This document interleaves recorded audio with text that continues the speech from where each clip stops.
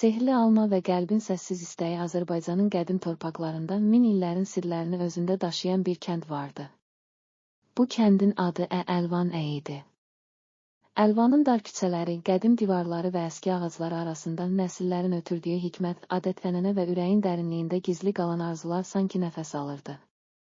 Bu kəndin sakinləri həyatın sadəliyi və eyni zamanda onun mistik gözəlliyi ilə yaşayırdılar. Hər səhər günəşin qızıl şüaları kəndin daimi sükunətinə ümid dolu bir işıq gətirər, axşamlar isə ulduzların parlaqlığı altında dərin düşüncələrə dalırdılar. Kəndin ortasında, kiçik bir evin bağçasında çox nadir rast gəlinən bir ağac yetişirdi. Bu ağacın meyvələri arasında göz oxşayan, parıldayan bir alma var idi. Kənd əhlinin dillərində bu alma sehrli alma adlanırdı, çünki əfsanəyə görə bu alma sahibinin ürəyində gizli olan arzunun ən dərindən istədiyi xoşbəxtliyi gerçəkləşdirərdi. Hekayələr deyirdi ki, çox uzun illər əvvəl bu almanı yaradan sanki öz qəlbindən çıxan səmimi və saf bir sevgi idi. O vaxtlar kənddə yaşayan böyük alim və müdrik Qurban müəllimin həyatında bu alma ona həm dərdini, həm də ümidini aşkar etmişdi.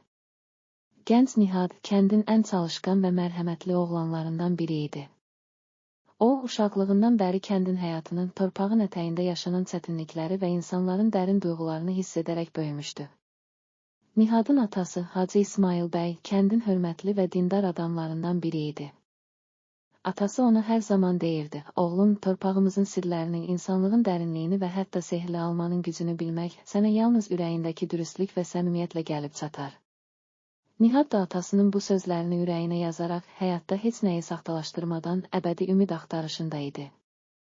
Bir gün kənddə yayılan quru və çətin günlər başladı. Su çatışmazlığı, əkinlərin zəifləməsi və insanlar arasında ümidin azaldığı bir dövr gəlmişdi.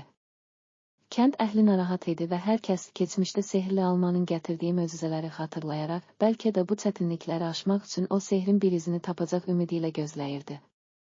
Nihad isə atasının sözlərini xatırlayaraq, əgər ürəyimizdə səmimiyyət və inam varsa, hər çətinliyi aşarıq, deyə düşünürdü. Bir gün səhər Nihad həyəcanla evindən çıxıb, sehrli alma ağacının yanında dayanmışdı. O, ağacın nazik yarpaqları arasından parıldayan o tək almaya baxdı və ürəyində dərin bir arzu oyandı. Ey sehrli alma, mənim qəlbimdə yanan ümid, sevgi və dürüstlüyün işığını gör.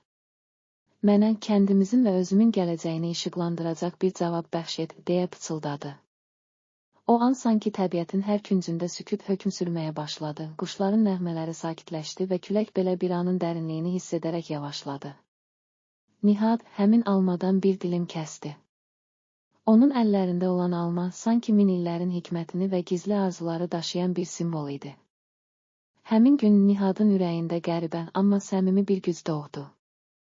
O, kəndə qayıdarkən yalnız öz arzusunu deyil, eyni zamanda kəndin dərin kədərini, ümidlərini və xəyallarını da daşıdığını hiss edirdi. Yolda qarşısına çıxan hər kəsə, yaşlılardan tutmuş uşaqlara qədər, ürəkdən təbəssümlə salam verirdi. Kəndə çatanda Nihad atası Hacı İsmail bəyin evinin önündə dayanıb, atam, mən sehrli almadan bir parça aldım. Mənə belə inam verir ki, hər bir çətinliyin öhdəsindən gələrik.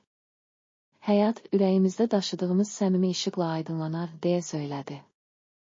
Hacı İsmail bəyin gözlərində həm sevinc, həm də mərhəmət parıldayırdı. O, oğlunun sözlərində kəndin uzun illərdir itirdiyi ümidin bir parçasını gördü və oğlum, sən hər zaman ürəyindəki işığı paylaşmağa davam et. Bu sehr təkcə almadan deyil, sənin səmimiyyətindən doğur, deyərək ona qucaqladı. Zaman keçdikcə Nihadın sehrli alma ilə bağlı hekayəsi bütün kəndə yayıldı. Kənd əhli çətin günlərdə belə bu almaya, ümidə və sevgi dolu arzulara inandı. Hər kəs öz qəlbində gizli arzu və səmimi niyyətlərini bu almaya doğru göndərirdi. Kəndin yaşlıları, əgər hər kəs öz qəlbindəki səmimiyyəti, mərhəməti və sevgi işığını bu sehrli almaya yönəldərsə, torpağımız yenidən çiçəklənər, deyə danışırdı.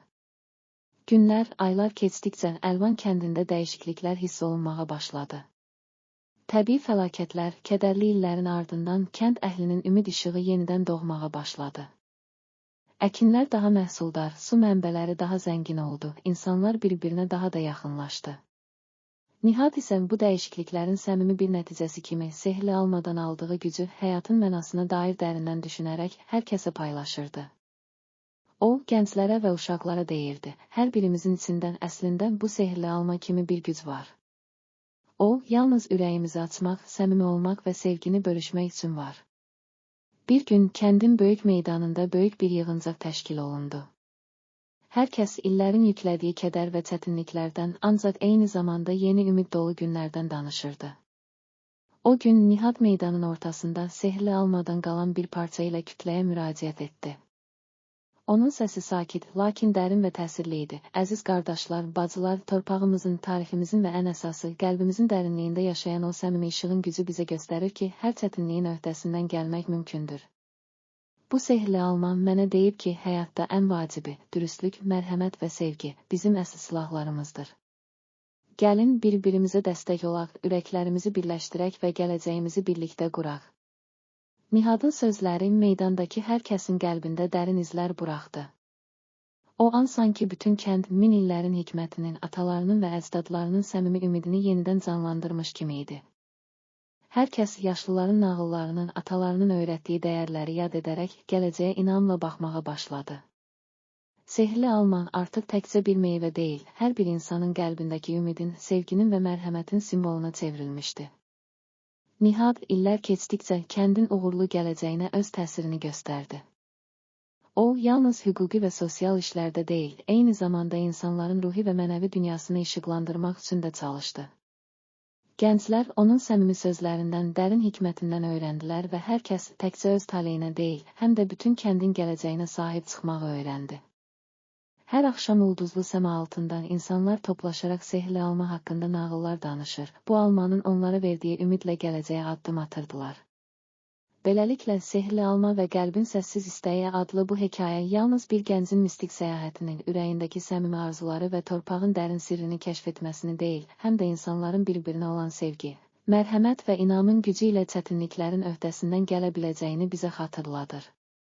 Hər kəs öz qəlbindəki işığı taparaq təkcə şəxsi uğur qazanmaqla kifayətlənməyib, bütün cəmiyyətin rifahı üçün çalışdı və bu torpağın hər küncündən nəsildən nəsilə ötürülən bir ümid işığı oldu. Bu nağıl Tolstoyun epik təsvirindən ilham alaraq insanın daxili səyahətini, həyatın həm acı, həm də şirin anlarını, səmimi ümidləri və sevgi dolu arzuları birləşdirir.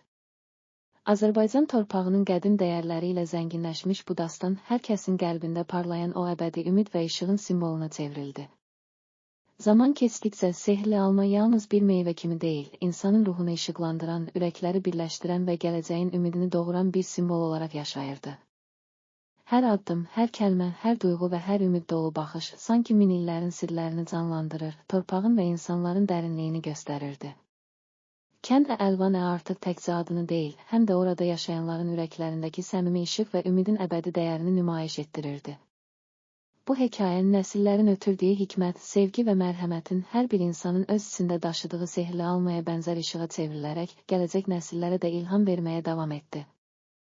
Beləliklə, sehrli alma və qəlbin səssiz istəyi adlı dastan Azərbaycan torpaqlarının, kəndin və insanların qəlbində yaşayan əbədi ümidin, sevginin və mərhəmətin ən gözəl təcəssümünə çevrildi. Hər kəs bu sehrli almadan aldığı güclə öz həyatında yeni yollar açdı, ürəklərini səmimiyyətlə doldurdu və gələcəyə inamla baxdı. Həyatın hər anı sanki bu almanın verdiyi sehr kimi sevgi və ümidlə dolu, qəlblərdə əbədi iz buraxan bir xatirəyə çevrildi.